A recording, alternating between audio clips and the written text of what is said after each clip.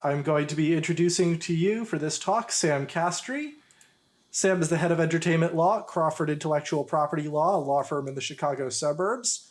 His practice focuses on helping video game developers and others in the video game and games adjacent industries get to the legal protections that they need.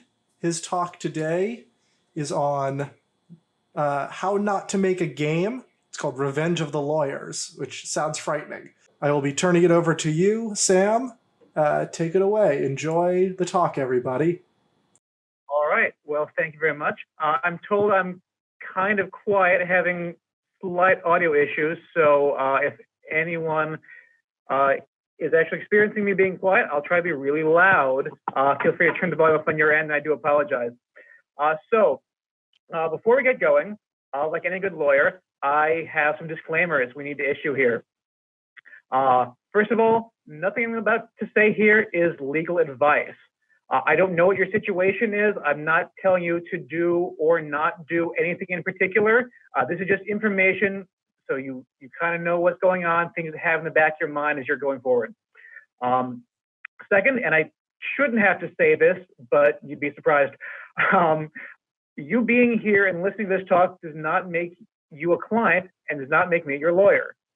I'm more than happy to talk after this, free consultation to anyone who mentions you saw me here, but that takes actually contacting me for real in person, signing a formal engagement letter. I am not your lawyer unless you've done that already. Third, this is information, and as far as I know, it is correct, but as of the time of us recording this, but the law changes daily. If Congress wanted to, tomorrow they could repeal the entire Copyright Act, and then things would be very different. They're not going to do that, I'm sure, but it's possible. So as far as I know, this is still correct. And finally, we will be taking questions later on, but please, please, please do not share any private details of legal issues you're having. This will be in public. This is not privilege. There's no lawyer-client privilege here. Please be careful what you share. All right, so first things first. And just a sec, I don't really know who else will be in the audience. I'm sure we'll have a mix of people who are just starting and longtime veterans. So if I'm saying something you already know, just be patient. We'll get to something else soon. So let's say you have a really great idea for a game that you want to make. Do you need to set up a company? I generally recommend it. It's not strictly necessary, but you at least should sit down and think about what you're going to do. There are a lot of options out there, and figure out what's going to work best for you and whatever team you have. It could be a corporation. That's pretty easy to get people in and out of, and that can be both good and bad, depending on the situation. There are comparatively more formalities and red tape for a corporation versus some other things. You do run the risk of double taxation. The corporation gets taxed on the profit it makes, and then when it passes out to shareholders those profits, the shareholders get taxed again. There are ways you can get around that, such as the S Corp status, but we're not going to get too much into that today. It does exist, though. And the real benefit here, limited liability. You only stand to lose whatever you put in. If you make a $2,000 contribution to the company and then the company gets sued into oblivion, you're out $2,000, but that's all. It's not your house, your car, your bank account on the line. It's just whatever you've contributed to the company that then becomes company asset. Another option, the LLC or limited liability company. It is comparatively harder compared to corporation to get people in and out, which again can be a boon or not. There are comparatively fewer formalities and red tape. Here, same limited liability as a corporation. It's generally what people want to go with, and I recommend, especially now that it doesn't cost $600 to file in Illinois. But it is one option. There also can be a variety depending on where you are, nonprofit or low profit or social benefit kind of companies. Some people decide to go with these depending on what they're doing. You have to have some kind of qualifying charitable purpose. Often these can be kind of broad. You can be can be cultural preservation. It can be standard things like, feeding the hungry or teaching orphans to code, if that's what you're into. There does have to be some kind of purpose, though, that your company has to be geared towards. Contrary to what some people believe, you are allowed to make money. The issue is you're not allowed, depending on the situation, you're not allowed to seek profits, and sometimes you're not allowed to retain the profits. You can meet your operating budget, but anything else typically has to be put back into whatever your purpose is. On the other side, there's the sole proprietorship. That just means you, with no sort of corporate structure around you. The good news is it's free and easy. You're that right now, in fact, if you haven't set something else up. The downside is unlimited liability, because again, it's just you. There is no corporation to shield you. It's your house on the line if something goes wrong. All your various personal assets. Even worse than that is the general partnership. A general partnership is two or more people carrying on as co-owners of a business for profit. It is free and easy. In fact, the law will do this to you if you meet those requirements. You don't have to even want it. It just happens. The same unlimited liability applies here, but even more than that, every partner is responsible for all the debts of the company. So if you partner up with someone and your partner causes some catastrophic liability, it signs a bad contract, it runs a bus full of nuns and orphans off the road on the way to company business, and now you are getting sued into oblivion. If the company doesn't have the money to cover it, they can come after you, not even the partner who did it, you, the innocent partner in a general partnership. So please, please, please don't do this. If you have someone you're going to be working with long-term, get something set up, I beg you. So now if you have a company, you have this membership interest for an LLC or a shiny book of stock certificates for a corporation, what have you. You might not have money, but you have these shiny stock certificates. Should you give those away? Probably not. It's not always wrong to do, but please, please, please think very carefully about it, because that is actual property. The ownership in a company is actual property. And once you give it to someone, there are no takebacks unless you're going to buy it back from them somehow. Ownership gives real rights in managing the company and getting its profits, and you don't get to take that back without going through some real hoops. I actually just finished today putting together a deal to get someone out of an LLC just a couple months after we filed it. They didn't even have time for me to put together the operating agreement before someone pointed out and we had to undo it all. So think carefully about whom you're going to go into business with. Sometimes developers will want to pay a contractor. Well, I don't have money, but I can give you part of the company. Again, maybe that's a good idea, but maybe it's not. Consider something like giving royalties in whatever project. Consider getting some funding if you can manage. So I mentioned operating agreement. You need any sort of partnership agreement, whatever it's called. Bylaws or a shareholder agreement for a corporation, operating agreement for an LLC, partnership agreement for a partnership. Don't do that. They are not actually legally required. There are background default provisions of law that will cover you if you don't have anything else in place. But of course, it is a good idea. The general default provisions are meant to be just that. They're kind of a one size fits all that never really fits anyone at all perfectly. If you have some kind of agreement in place, you can tailor your company to the way you want it to be. Have it run how you want, not how the state legislature thinks you might want to have it done. Also, you probably don't know all the provisions of the LLC Act off the top of your head. I probably don't know all the LLC provisions off the top of my head. So having it all in one place written down is going to be a lot better. It also helps to get you and all your partners on the same page, figuring out what all you want to do going forward, and it forces you to have some hard conversations about what you're going to be doing. What kind of hard conversation, you might ask? For example, how are you going to split the profits? Is it going to be even shares, or is someone going to be putting in more work, more effort, and getting a bigger share in return? What kind of authority is everyone going to have? Is everyone allowed to sign contracts, to enter agreements on behalf of the company? what kind of things are going to require everyone on board or some kind of majority or supermajority. Similarly, what kind of responsibilities are each person going to have? Who's supposed to be doing what? What is expected of everyone moving forward in the company? And what do you do if someone wants to leave?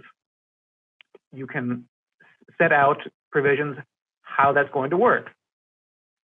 And also, what kind of things are just completely unacceptable? Obvious things like embezzlement or destruction of company property or the like, but it's your company. What do you want to do with it? What are you trying to do? And if people go against that, can you get them out? Can you just, everyone else vote them out? Sorry, you all knew you shouldn't do this. Here are the consequences. Another thing along those lines, are people allowed to work on other stuff? Do you want everyone focusing in on the project at hand? Is moonlighting as a contractor elsewhere? Okay, figure it out. Have those conversations now. Yes, right now, this very moment after we're done here. Have them yesterday if possible. Because what you really, really don't want is to let things go for a while, and then months and months later, you're looking at a $100,000 publishing deal. And well, now all of a sudden, I've done way more work than you do. I deserve, at least 40%. You two can split the rest. Well, no, actually, I did way more work than you did, and things will just fall apart. There's a music law conference I was at years ago, and something a presenter said stuck with me. This was in the context of a band agreement, but I think it applies to pretty much any endeavor you might want to get into. Have these hard conversations now when everyone is happy and hungry. You're happy because you have this great idea and you're excited. You're going to make this game. You're going to work on it, and it'll be great. And you're hungry because no one's made a dime on it yet, and you're going to buy groceries. Figure it out then, because things will look a lot different when suddenly there's a big pile of money and lots of hard work and effort you put in. So in general, we talked about partnership agreements and the like. Just in general, do you really need to get that in writing? No, you don't. A contract, contrary to popular belief, does not need to be a formal signed document full of legalese.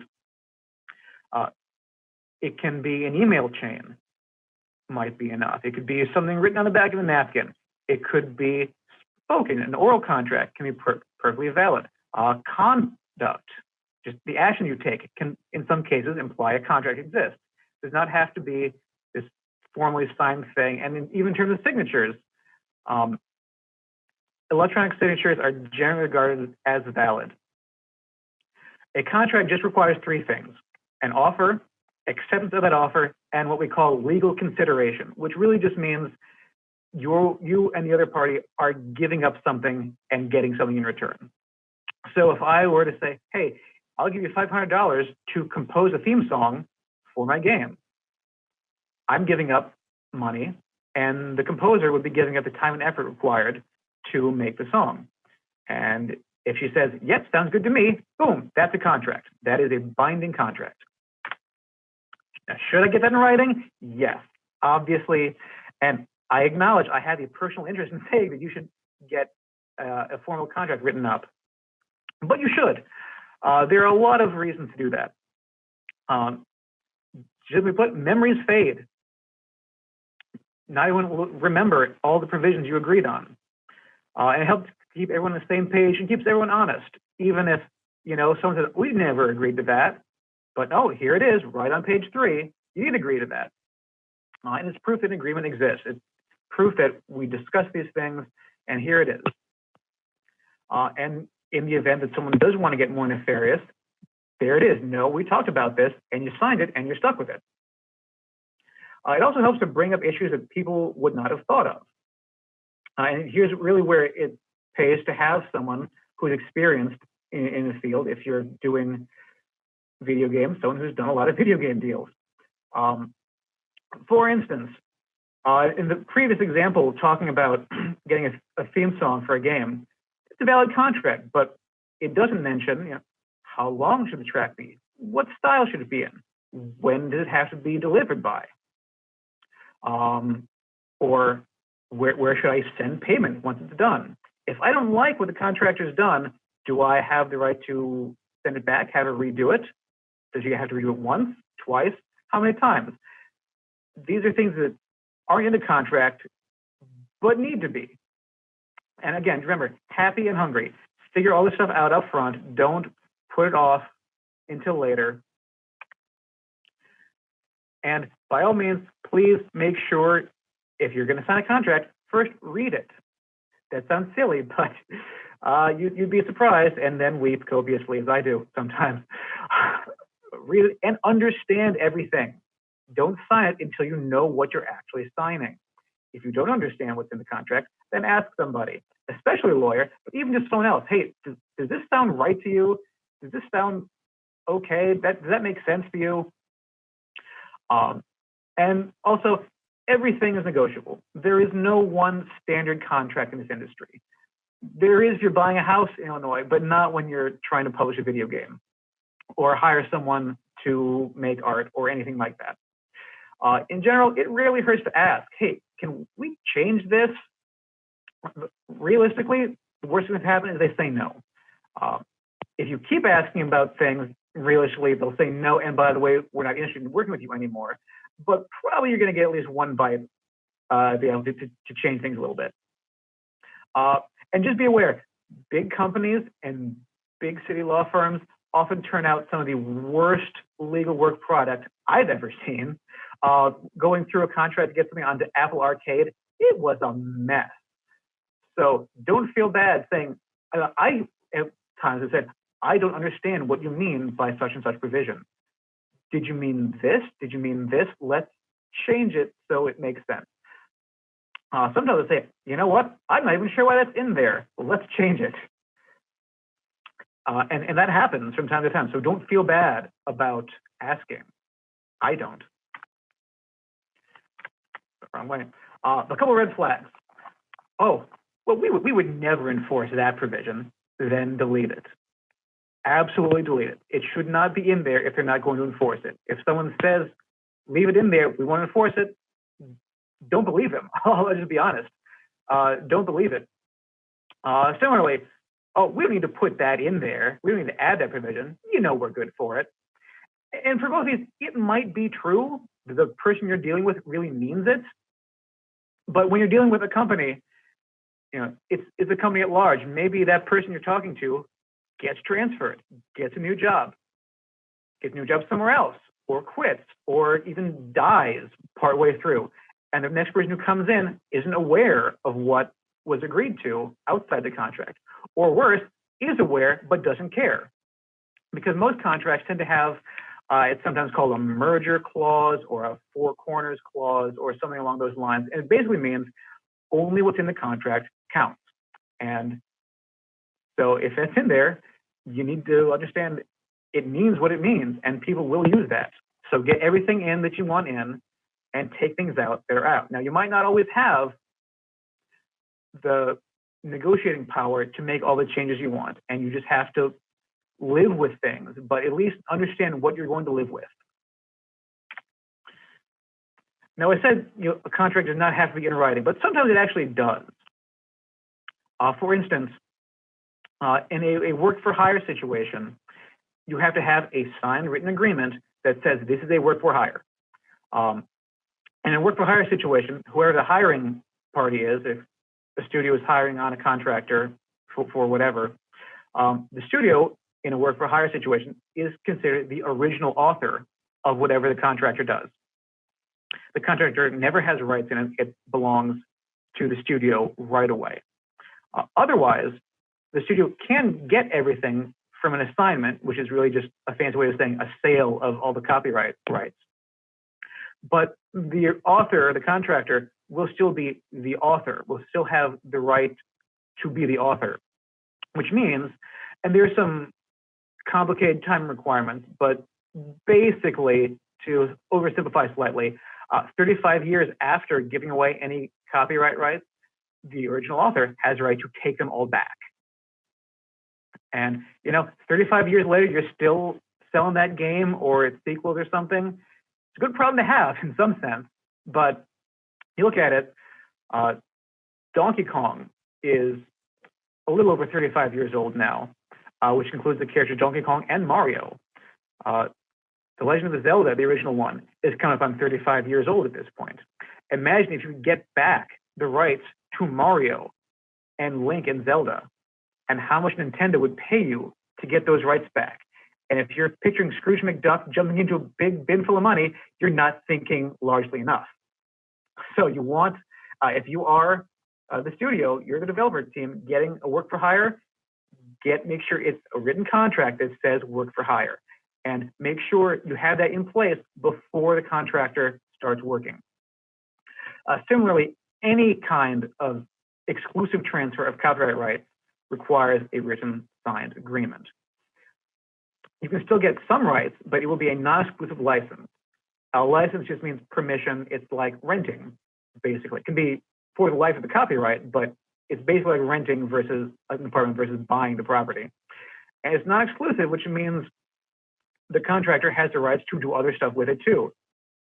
He can use it himself. He can sell to other people. And typically, you're not going to want that. So make sure it's all in writing and good and signed. And we talked a little bit about copyrights. We're going to talk about it some more now. So what is copyright exactly? Copyright covers original works of authorship that are fixed in any tangible medium of expression. Original here just means not copied. It does not mean brand new, no one's ever done it before. It just means you came up with it without copying somebody else. If I put two people in separate rooms, ask them to write a poem, and they write the exact same poem, somehow, it'd be weird, but each person would have a copyright in that poem. Even though they're the exact same thing, they weren't copied, so there you go. Works of authorship covers a lot of different things. When we're talking in the video game context, it's dialogue, it's computer code, it's music and sound effects and art assets and all the stuff that goes into the game. And in terms of fixed, really just means written down. It could be actually written down, could be saved on a hard drive. You could videotape yourself giving a speech or playing some kind of music, and that is fixed. It can be reproduced easily and isn't going to change. It's fixed. And copyright exists when that fixation happens. It does not have to be registered. You get the copyright as soon as you create the work. Copyright covers a lot of different things. Lawyers like to use the example of a bundle of sticks when we talk about property rights. I don't know why, but here it is. So you have the reproduction stick, the actual copyright, the right to make copies. You have the right to make derivative works, which could be sequels, it could be the movie version or the novelization, anything based on the original work. The right to distribute copies, to make the first sale specifically. Subsequent sales are not covered. This is why GameStop exists and can do what they do legally. But the first sale, if someone hijacks a shipment of your games and starts selling them, that is a violation of the distribution right, even though it's not a reproduction of the actual copying right. Also, the right to publicly perform the work in question. That could be playing music from the game. It could be conducting large-scale tournaments. It could be YouTube Let's Plays. Anywhere, public performance, not private. You can play the game in your own home, no problem. But out in public, where a lot of other people can see it, you have copyright implicated. Also, public display of portions of the work or portions thereof. In Chicago, not too far from where I am now, I actually have a video game art gallery. And so if someone wants to take screenshots of your game and put them in a gallery or museum, again, kind of a good problem to have, but the copyright is implicated there. And so some kind of license or assignment or some kind of deal will have to be worked out. And remember, you as a copyright holder have all these rights, but please also remember, other people also have these rights in their own copyrighted stuff. I said registration is not necessary, but you really should do it anyway. There are two separate windows for when this really, really should happen. Once, any time before infringement happens, or no matter when infringement happens, within 3 months of first publication, which really means, release, first release of the game. And if you do that, you get a bunch of nice legal benefits. For example, statutory damages. Instead of having to prove what damages you suffered rather, it can just be, I don't care how much I've actually lost, I want, and it starts typically at $750 per copy and can go all the way up in certain circumstances of really bad actions to $100,000 per violation. That's per copy. You also have the possibility of having the other side who ripped you off pay your lawyers instead of you when you take them to court. But if you're going to court, you have to have the registration. You have to get that filed and wait for the Copyright Office to get back to you. That registration is your ticket into the courthouse. And if you didn't register in time, you're not completely screwed, but it's not going to be as good. You have to prove your own damages. So if your set would be selling the game for $10 a pop, then you get $10 per illicit copy that somebody else ripped you off and posted on the App Store or whatever. You do have to pay your own legal bills instead of letting someone else do it for you. And if you really, really need to get things on file right away, there's an $800 special handling fee you have to pay the Copyright Office to get a 1 or 2 week turnaround in registration instead of however many months they're taking now, 3 to 4 usually. Here's one thing I get a lot. Is it okay if I use this thing I found on the internet? And my answer is typically depends on how much you like being sued. Remember I said other people have copyright rights. Just because something's on the internet, it doesn't mean that it's free.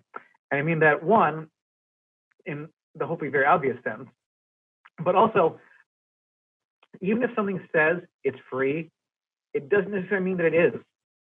There is, in theory, nothing stopping me from ripping off someone else's art assets, slapping them in the Unity Asset Store or with a Creative Commons license, and say, oh, here you go, go ahead and take them.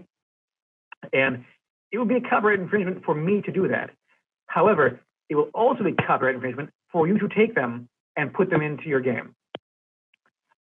It doesn't matter that you didn't realize that there was a copyright on it. It's still infringement. Now, you'll probably pay less in damages because if you honestly thought that things were okay, if you get them from a good source like the Asset Store tends to be on the up and up as far as I know, but it's still infringement and you will still get sued potentially. Similarly, if you have contractors who are going to be making things for you, make sure that they don't do anything like that. You're going to want to make absolutely sure there is an indemnity provision to say, if we get sued because your content is actually infringing, you have to pay for whatever damages we suffer. So what about fair use? There is probably no aspect of at least copyright law, maybe all law, that is more misunderstood or perhaps more willfully misapplied than fair use. So before we get into what fair use is, let's go over what it is certainly not. It is not disclaiming ownership. You don't get to go and say, well, hey, I don't own this. That doesn't make it okay. In fact, it's often worse if you do that, because what you're saying is, I was not allowed to do this. I am completely open to a lawsuit right now. I had no right to do this. So, I mean, it's good to be honest, I guess. It's probably worse than you saying, I am the owner of this and I'm allowed to post it, because now you're lying. But just saying, oh, I don't own this, that doesn't really help anything. Fair use is not proper attribution. You see this also alongside the I don't own this on a lot of YouTube videos and stuff. Yeah, I don't own this, copyright the Beatles. Well, there are multiple problems with that. One, it doesn't actually do anything. Identifying the copyright owner does not prevent it from being copyright infringement. Also, you're probably doing it wrong. I mean, in that example, there is no such thing as the Beatles at this point. There is no entity called that. Half of them are dead anyway. The others aren't working together. They're not a thing anymore. And the rights are probably owned by some record label or Michael Jackson's estate or whatever. Point is, don't do that. Don't think you can get out of copyright infringement by saying where you got it. It doesn't work that way. Fair use is not making no money. You hear this also, and I'm here to tell you it's wrong. Well, I didn't make any money on it, so it's okay, right? No. There is a hint of truth to this one, in that part of the actual fair use analysis is whether you have a non-profit educational purpose in mind. But that's not making no money. It's I meant to make no money, and I meant to do it for an educational purpose. And finally, fair use is not going to stop you from getting sued, at least in general. Now, there are some things that are so obviously a fair use that no one in his right mind is going to bring a lawsuit, and no lawyer is going to want to be associated with filing a kind of lawsuit. But in general, what fair use is, it's an affirmative defense. And you raise defenses after you're being attacked, after you're getting sued. You also have to actually raise fair use. If you don't raise fair use, then you don't get fair use. And the aggrieved plaintiff does not have to say, oh, it's not a fair use. They just have to say, my work was copied and I didn't give permission. That's it. That's the legal standard for copyright infringement. And then you get to come back and say, well, okay, maybe I did that stuff, but I have a defense. The problem is at this point, you're probably several $1,000s deep in legal bills to make a response, pay your court costs, get a lawyer on retainer, and actually make a response saying, no, it's a fair use. So in some cases, it is pretty obvious, it's a pretty strong case for fair use, but if that's all you have going for you, take a moment and just be cautious, please. So what actually are we talking about when we talk about fair use? There are a lot of things that go into it. Multiple factors go in. It's a balancing test that is very fact specific. We look at the purpose of the use. What were you actually doing with it? Is it transformative? You're doing something new with it? That's better. Commercial nature or lack thereof. The nature of the copied work. And this, the more creative, the better. A sci-fi novel or a symphony will be more protected than a math book or biography. How much was copied? Less is better for a fair use defense. And also, how important is it? How important the copied portion is. Not everything is as important. A 10-second clip of a spaceship flying through the air is not nearly as important as I am your father. If it's less important, that's better for a fair use defense. And also the harm to the value of the copied work. And here we're talking about direct damage to the copyright holder's pocketbook. If you are basically serving as a replacement for the copied work, if you're putting something up into BitTorrent or on YouTube or whatever, that's not as good. All right, and now we're moving on to trademarks, another facet of intellectual property law. In trademarks, we're talking about any word, name, symbol, or device that can distinguish one person's goods or services from another. It can be a company name, for instance, some kind of logo, stylized version of the company name. It can be a product name. Here's a different sort of product name. It can be a slogan of some sort. It can be not words at all, some sort of picture or weird doodle or whatever you have, or beyond those things. Really, it's very broad what can serve as a trademark. But some people get freaked out about that. There are some limitations on that. We're looking at trademark X for product Y, where X is not equal to Y. If X equals Y, it's generic. Apples for apples. That's not a good trademark. You don't get to do that. Everyone is allowed to call things by their actual names. And in terms of how strong trademarks are, the less related to what you're actually doing, the better. So Apple for apples is a bad trademark, is no trademark at all. Apples for computers is an excellent trademark.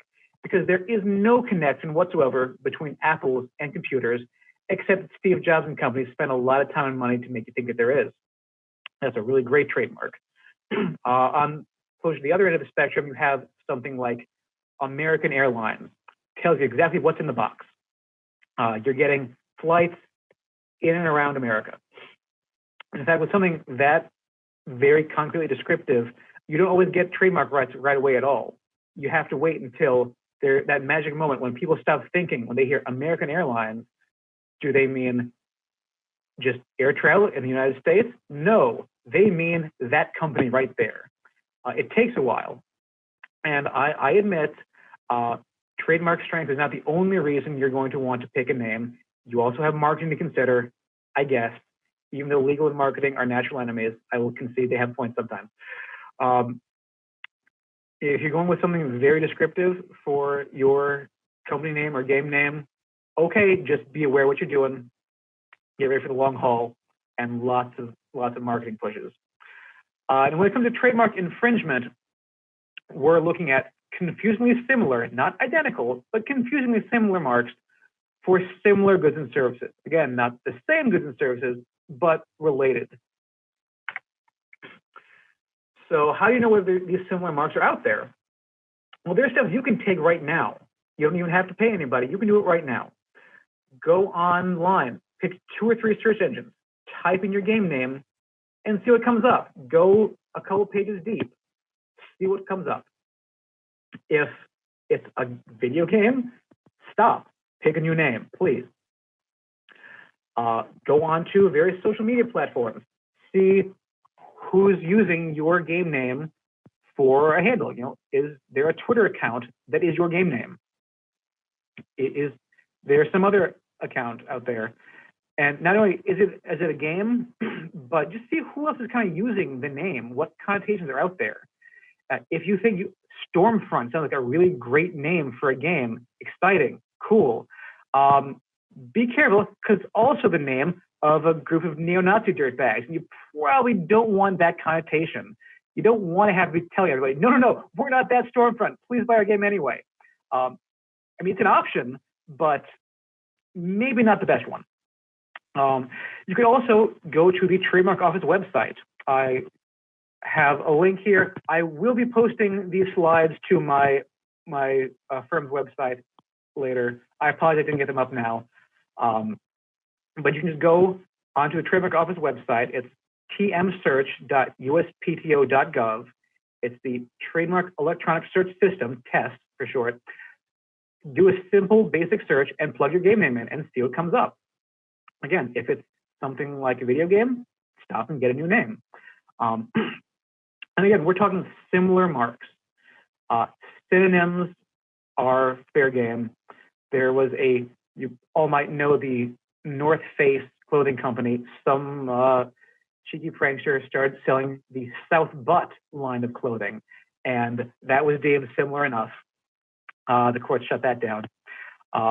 Alternate spellings also don't make things not similar. If you spell Mortal Kombat with a C, you're still infringing on the Mortal Kombat line of trademarks. And one thing I get more often than I'd like, adding or removing the word the does not create a new mark. So please don't ask me. But if you go through this, you look into it, everything looks clear so far, that's the time when you want to hire someone to do a more deep dive trademark search to figure out for you. Because what you really, really don't want is to have to change names in the middle of the project. I've seen it happen before. It's no fun.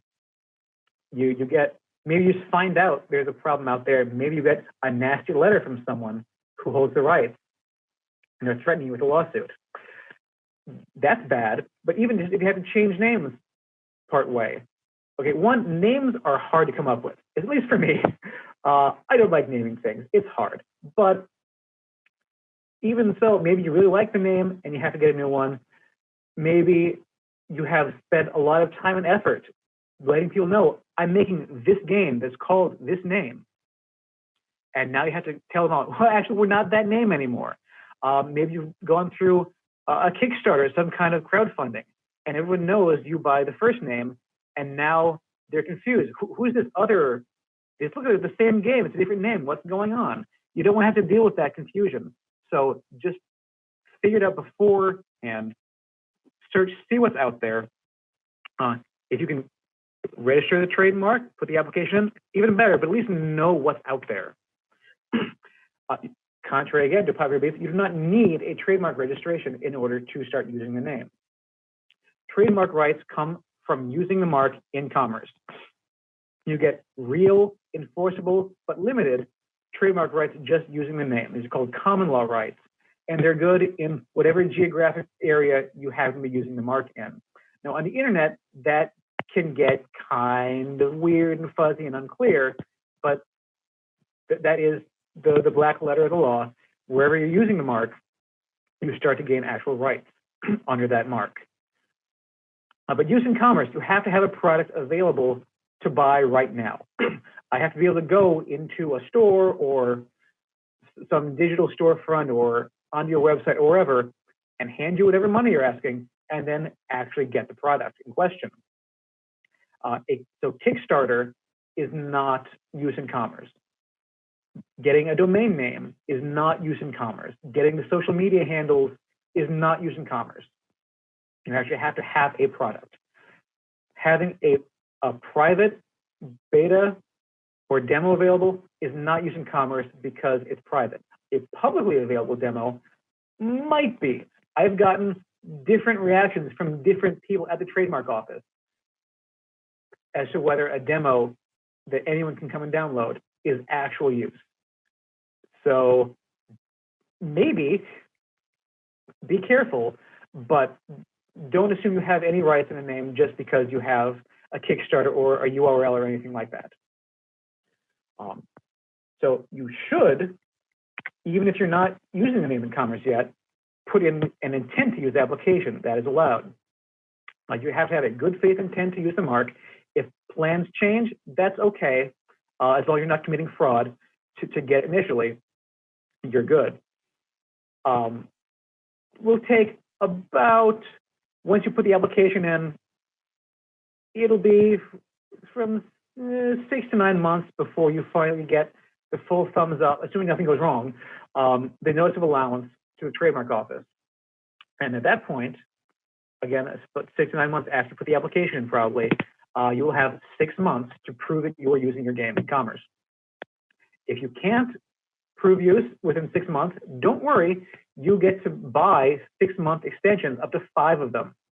So from the notice of allowance, 6 to 9 months after the application, you'll have another 3 full years to prove use. It sometimes happens, and I've had a client do this, you're still in development after that whole 3-year period, so you file a new application. That's okay. Assuming you know something else in the meantime, you just redo the application and put it in. Hopefully it doesn't take you all that long, but that is how it works.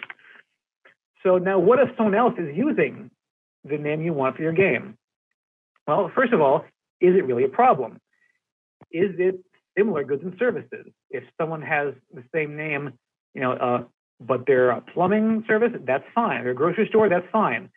Infringe on Stormfront, the neo-Nazi dirtbags. Again, don't do that one, but you don't have to worry about it in legally in terms of trademark law. Then looking, who is doing it first? Who is using the game name first? If no one is in commerce first, then it's a toss-up, but you see someone who is developing a game using a similar name. But if you have 2 or 3 years into development and these people have a couple months, it probably won't hurt to send a letter saying, hey, I'm doing this already, please find a new name. And relatedly, who is using it first in the trademark sense, use in commerce? If you have been doing it first, then you have some rights to stand on. But regardless, what do you do? Someone out there using a similar name to make a game, maybe it's a similar name, maybe it's a different game. We don't actually care what the content of the game is. It's going to be your game name for video game software. It doesn't matter. It's not for racing game software or JRPG video game software. It's typically just video game software. So what do you want to do? And that can be really tricky, and you need to consider a lot of things. You can just change your name. That's an option. You don't want to bother with it. Maybe the other side has at least a viable claim to superior rights than you do. Maybe you just don't want to get into a pitch legal battle before you even release something. It's easy to do, and it completely gets rid of that particular risk. But like I said, naming things is hard, and you've shot whatever advertising and publicity and goodwill you've already gotten. So be careful when you do that. Maybe you want to reach out to the other side, the other developing team. It is possible to actually get along. I have seen people actually get along even when we're in some kind of legal battle or potential legal battle, legal conflict. People can get along and resolve things, and everyone sorts things out. Again, as happy and hungry as you can possibly be at that point. But it probably means you're giving something up. You're going to be negotiating. You're going to be giving and taking. If there are applications out there, you can come to an agreement, but the trademark office might say, no, we don't think that it's going to be okay. We think there will still be a problem. There will be confusion. So it's always kind of a crapshoot there. If things don't work out, you are alerting someone to your presence that you don't want to have know about you. And also the game press do really seem to love the idea of the smell of blood, even if there isn't actual ill will. Someone might get a hold of it for a really juicy headline. Oh, there's this problem out there brewing. Maybe you want to stealthily put in an application right now before anyone finds out about it. Okay, you can probably get superior rights in there, get in first, get in line with your intent to use application or with your actual application for in use. And if this ever does come to a head, you're in a conflict for real, a lot better bargaining position to be in. But it's not completely immune to challenge. And, it's kind of a jerk move potentially. And if, you might not want to get that reputation in the court of public opinion. Another option is do nothing. I don't necessarily recommend it, but cheap and easy. And it is always possible that the things just work out. The other side doesn't care or never finishes the game, or who knows. But you're going to have that chance, that risk, that cloud of uncertainty around you moving forward. And as things go on, it's less likely that you're going to be able to work things out amicably as everyone gets more invested in what they're doing. And you might even be opening yourself up to a lawsuit for trademark infringement. And you just be aware, as I said, we don't care what the game is like. We also don't care what kind of mark it is. Is it a product name, a company name, a slogan? They're all the same thing as far as trademark law goes. It's whatever the mark is for goods and services. You're not allowed to be just do it shoe company on the theory that they're Nike, as they're their name, just use it as their slogan. It doesn't work that way, I'm afraid. Also be aware that if you're doing your own search, the trademark office sometimes thinks that gambling and video games are related or even the same thing. I think it's kind of ridiculous, but it is a thing we have to deal with. So be aware if the slot machine with your game name on it, you might want to consider changing the name or at least get ready for some kind of battle. And that's what I had to say about that. I wish you all well, and I am now am happy to take some questions if I can pull up the Twitch chat.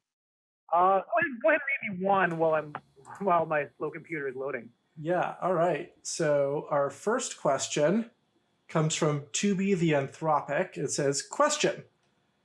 I witnessed a company name change that was a name that had been held by another company just in case, but had never implemented the company. Apparently contact was made and the previous owner amicably gave the name over. Is this where a trademark attorney would come into play, and does this worry you? Well, first of all, in any kind of situation where you're dealing with legal rights and contracts and stuff, please, again, by all means, get a lawyer. Get someone who knows what they're doing and can actually put things, properly and make sure all the right T's are crossed and I's are dotted and all that.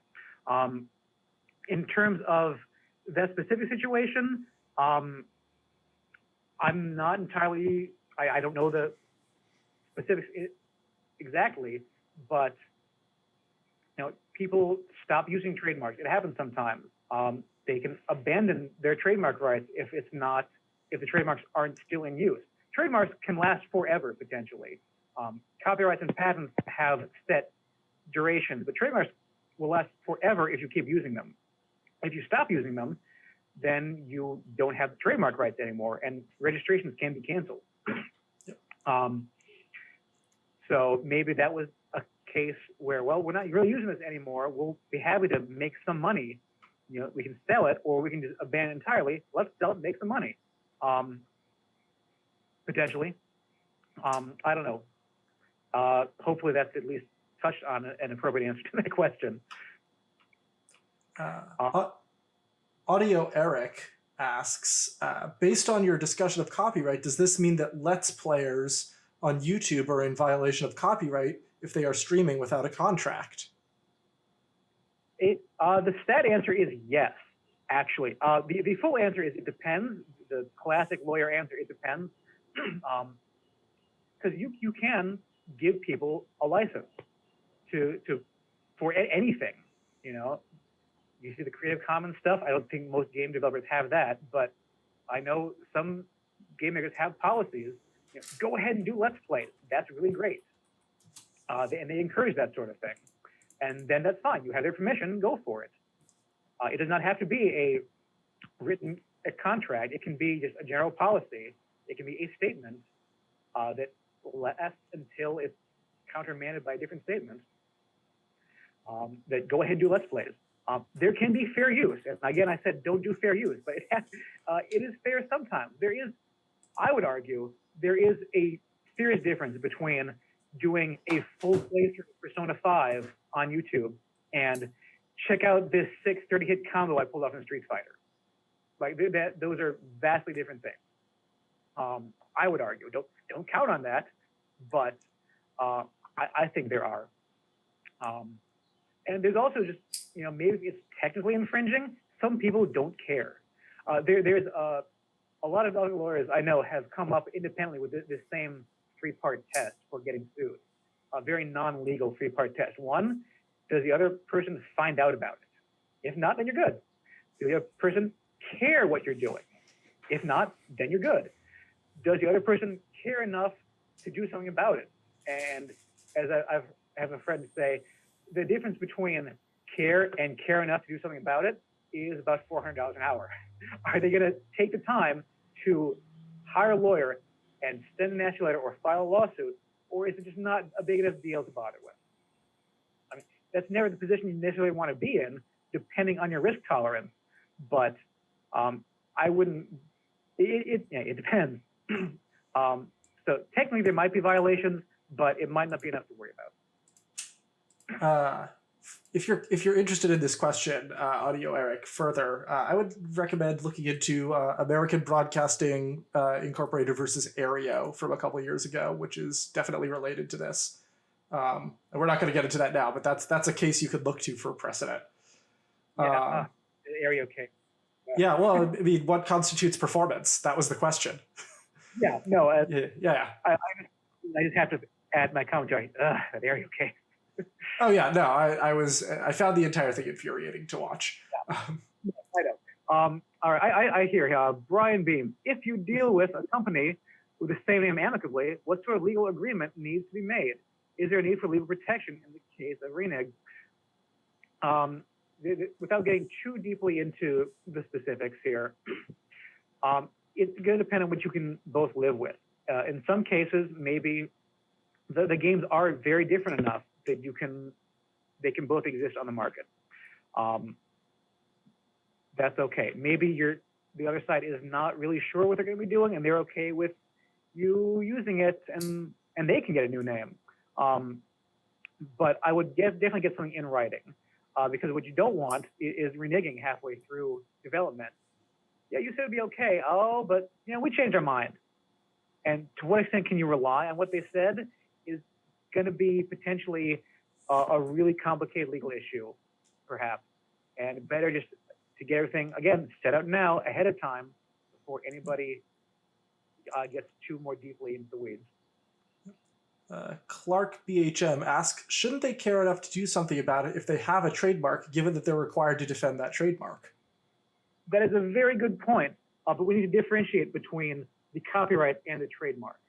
The copyright covers all the creative content. It covers the game, the music, the art assets, everything, and the game being played in general. I think that was probably a bit too overbroad a statement, but it covers the game and all the creative content that goes into it.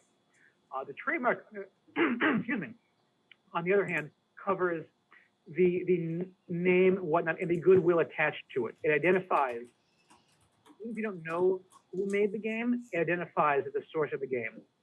If I didn't know who Nintendo was, I just happen to know the name, and that Nintendo game, I really enjoy that. I like to pick another one of those games by those Nintendo people. I had fun. That's what it protects. It protects two different things: the consumer and their expectations, what they're getting when they buy a product. It could be low quality expectations or high quality expectations. McDonald's is a great trademark, even if they're not, 5-star high cuisine. But it protects, I know what I'm getting. It also protects the business that when someone wants a McDonald's burger or a Nintendo video game or what have you, that they're going to go to the right place and buy it. And the trademark holder will get that money in that business. Now, what happens I think I took your question one or two different ways. On the other hand, people are using the same mark. You are absolutely correct, though, that trademarks have to be defended. Copyrights do not have to be defended. You don't have to sue someone just because they're using your mark, using your copyright. You still have those rights regardless. But when a trademark doesn't identify who's making the goods and services, it's not a trademark anymore. So if there are 10 different people all selling Nike shoes, Nike doesn't tell you who's making it and what you're getting. So in terms of if two people have the same game name, that gets really into potential issues we don't have the time and depth to get into right now. But you're right, there can be problems. And if, depending on what they can agree to, it can work. It can also not be okay. And a lot of that can potentially be what the trademark office wants to do. We've seen situations where, okay, there's someone that's out there, has their registration. We want to do something kind of similar. I had a client, for instance, they were going up with their game name, or their company name rather, against a slot machine of a similar name.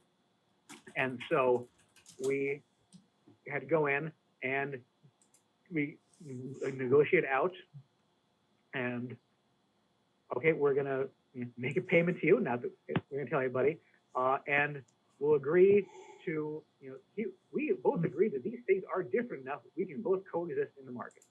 And if that's everyone's position and the trademark office signs off on it, great, that's okay. If not, then it gets thornier. Gablek, I think that's how you say that, asks, if a game developer makes a game about my intellectual property, will that cause problems if I have tried to officially sell my IP, for example, to a film production company? Is there a difference if they're making money off of it or not? Okay, there are two aspects, possible questions here. Someone's using it without your permission or someone's using it with your permission. If they're using it with your permission, and it depends on what they're doing with it, just using your IP without permission, you say. So that is an issue. It depends on what kind of stuff, what use are being made, and what the other side want, the film company, what do they want? If there's some very popular fan game you had out there, if you're okay with it, so be it. You could take it up with the film company if they insist that it not be there, or a fan movie, for instance. To be really on point, if the film company is absolutely not okay with that fan movie being out there, then it's going to come down to what you want to do. You can say, sorry, film company, I don't mind this being out there. I'm going to have to back out of this deal. Is an option. Another option is, sorry, fan movie people, I was cool with you, but we're going to have to take it down now. And that runs its own risks, potentially. Are you ruining your cool developer cred by crushing this thing you used to be okay with? Are you going to be seen as a sellout? Are you going to lose some fans who think it's just kind of a jerk move? That's only partially a legal question. I mean, you can negotiate around it legally in whatever agreement you have, but then you have to be willing to live with the consequences. People ask me sometimes, what should I do? What would you do in this situation? And my answer generally is, I don't have to live your life. I'll negotiate for whatever you want. I'll try to work very hard to make this the contract you want it to be. But at the end of the day, I go home and have dinner, and you're stuck in this contract. So a lot of this kind of stuff is, what do you want and what can you live with? And those are two very different things, but they both have to be kept in mind. All right. I guess that is the last question in Twitch chat. So all right, we can probably wrap it up here. If you have more questions, you're going to be in Discord doing Q&A as well, or not? I can go into Discord. It's about quitting time for me, but I can probably stick around for a little longer. Okay. Not that. I will probably log into Discord here in just a few minutes, and I can take.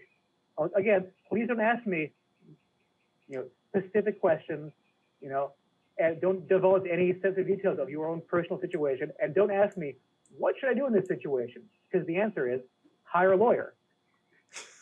But otherwise, if you just have some more questions, you want me to clarify something about my presentation, or just even an unrelated question or related question, but that didn't really come up, I'm happy to answer them. So I will be popping over there in just a couple minutes. All right. And thanks everybody for sticking through with me. Yes, I apologize for getting my time zones wrong. It all turned out okay.